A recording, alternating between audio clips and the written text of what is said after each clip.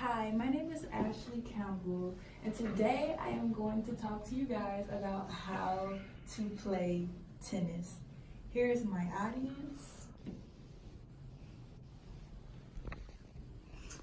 and let's get started. So first and foremost, before we even start playing tennis, we have to know the rules. And number one rule is don't go out of bounds. Now, if you're playing singles, this is the singles line, the first line that you get to on a tennis court. It can touch that line the ball can touch that line when you're playing, but it cannot go out. As long as it's still touching, then you're good. If you're playing doubles, now that line is considered in, this line right here. Now, once you get to the other side of that line and it's not touching, then that's out. Number two, call out the points if you're serving. That's very important because you want to make sure that both parties are on the same page. So you want to be loud and clear. Now, when you're first starting, it's love, love. Nobody has any points. Now, once somebody makes a point, that's 15 love, a love 15. Whoever has the point has 15. Then when you have 2 points, it's 30. 3 points is 45. And 4 points, if you get 4 points and the other person has no points, then that's game. Now, here's something interesting too. If both parties have 45, then you say deuce instead of 45-45. Now, if you're playing at vantage point, because we don't always play in vantage point. Sometimes it's just deuce, and then whoever gets the next point in the game. But if you're playing at vantage point, then it goes back and forth to deuce and advantage point. So if I have the advantage, then it's advantage to me. And if the other person gets another point, then that's deuces. And you keep going back and forth until somebody has advantage points and then gets another point, and then you win.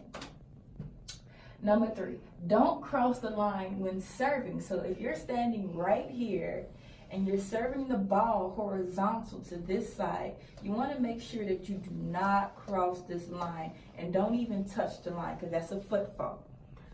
No double bouncing. Now, when you're playing tennis, you never let the ball double bounce. You have to run and you have to get there on time.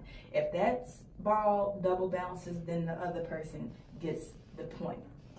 Moving on to exercises. Now, before you start playing tennis, or before you even start exercising, you want to make sure that you stretch.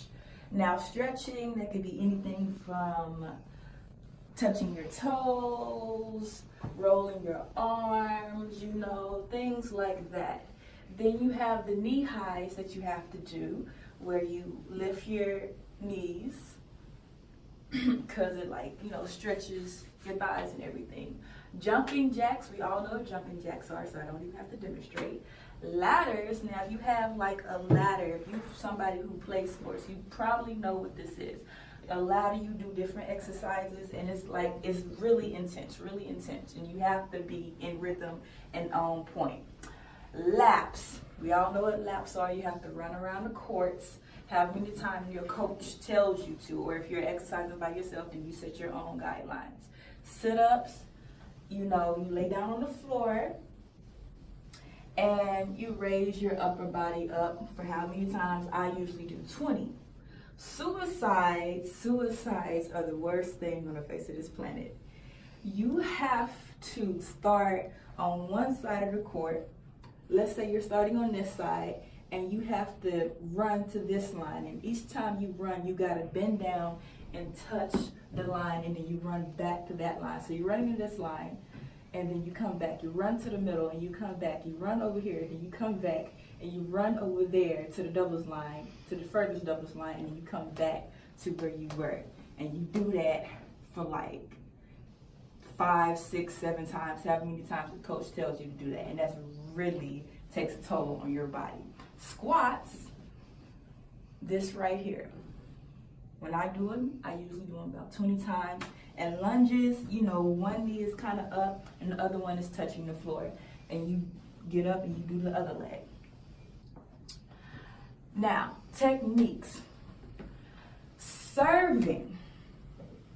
that is like the main point of the game almost, other than rallying. Now you serve from, like, let's say you're on this side of this line. And again, remember, don't let your foot touch the line. And you have to serve into the horizontally from where you are standing.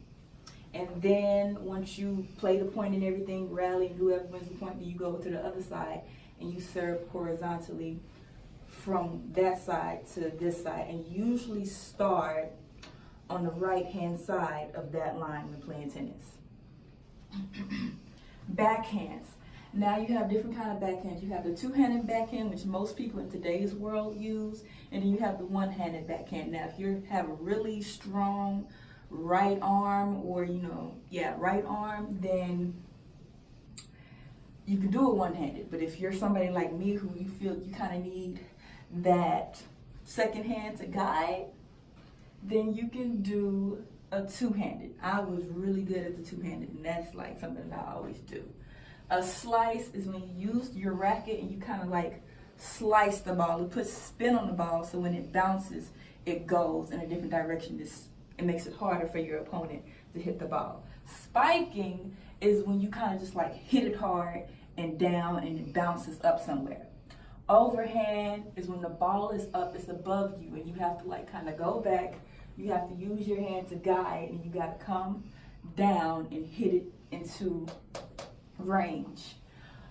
And underhand is when you either want to do an overhead. If you're somebody who wants to do an overhead, you do an underhand, and it makes the ball go up and makes it harder for the other person to hit the ball. And there you have it. Now, can you play tennis? I can.